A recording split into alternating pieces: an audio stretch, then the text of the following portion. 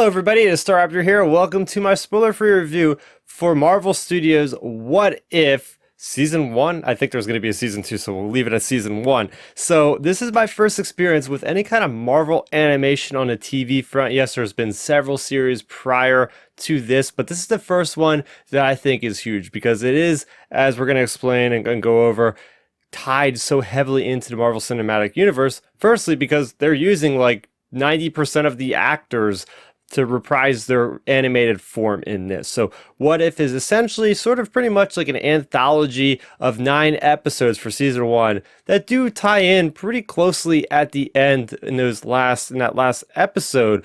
But what this does show us is those situations that we all dream our head. What if this happened? Or, what if Doctor Strange did this? And what if these two characters met? Or what if this character's fate was different and roles were swapped? So it's very much a comic booky thing that, us nerds would, argue with at the lunch table or whatever, in high school, whatever. It doesn't have to be high school. Now, I do that stuff now and I'm 31 years old. So very much a lot of cool ideas were thrown into this. Let's talk about the positives. So I will say is the animation looks great, right? It's so comic booky, kind of like Spider-Man into the Spider-Verse, right? You can pause it at any point and it will look 2D, but it does have that three-dimensional CGI kind of movement effect. So I think it really works well for like this Americanized comic book TV adaptation, whatever you want to call it.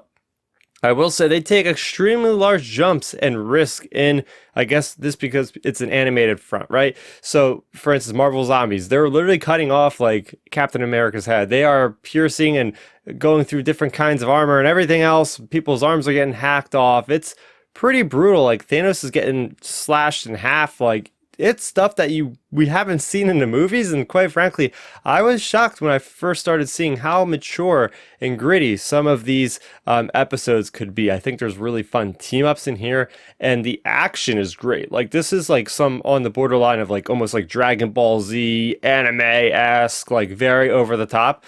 And that's to be expected in the animation front, right? Because you can't really get away with doing some of the stuff, at least feasibly and realistically, as far as superheroes are realistic in the live action stuff. But I'd like to see them kind of going overboard when it comes to all this fun stuff that's happening in this series. And of course, the voice actors, hearing, Benedict Cumberbatch, hearing all these Haley Atwell as Captain Carter and all these different characters, it just shocked me every time I would watch the episode. I'd wait for the credits and pause it to see just how many. Usually it was like 90% of the characters were voiced by their counterparts in live action. Like it's really cool to see. Of course, there's probably contracts involved where like, okay, if you guys are playing this, sign here on this fine print saying that you'll have to do this animated part, yada, yada, yada.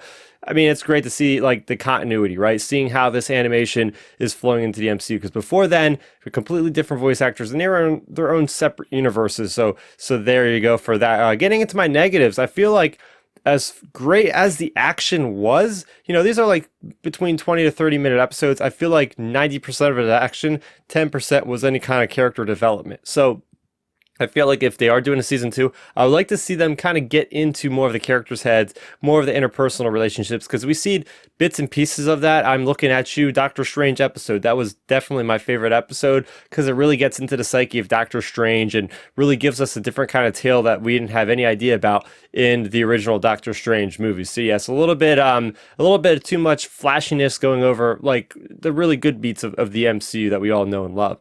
I think that some of the stories they just kind of fell flat for me, right? As more of an anthology kind of pacing with this series, you're going to get those episodes that you really like, and those episodes that I feel like you watch once, you'll never watch them again kind of thing, because you feel like, they're inconsequential or whatever, I just didn't like it. So, there's a lot of mixed bag kind of reaction when I first viewed these, and I feel like definitely getting to the end of this season, it felt like a lot of the stuff was inconsequential. Now, mind you, if we get a season 2, hopefully they follow back. But right now, the ending was kind of bittersweet for me. And a lot of the series that I review, it's kind of hit or miss, because if it ends off on a strong ending, I'm probably going to give it a higher score. If it doesn't, then I'm probably going to give it a lower score. Very simple, right? So, with that being said, I feel like the finale, yes, it had a lot of bang, boom, whiz, and all that kind of stuff, but like it just didn't really like leave me with that great of an impression. Like I can't wait to season 2. So with that being said, I got to give Marvel's What If a score of a 7 out of 10. great, or pretty decent first outing for my first take for watching something Marvel and animated.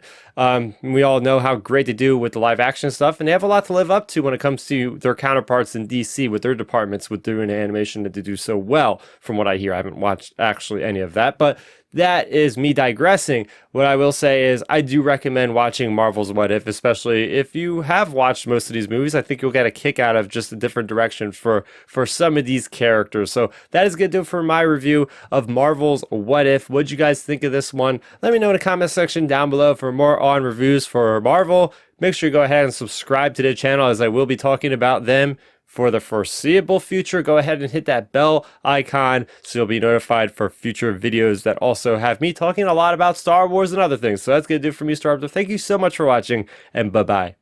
Thanks for checking out the video. Please hit that thumbs up symbol. It helps me know that I'm making content that you guys enjoy. And if you enjoyed this video, I also include 2 videos down below you guys should check out. And please consider subscribing to this channel. It helps support me, and it notifies you guys of when I get new videos up on the channel. You can also contact me on Twitter, Facebook, and Instagram at Starrapter.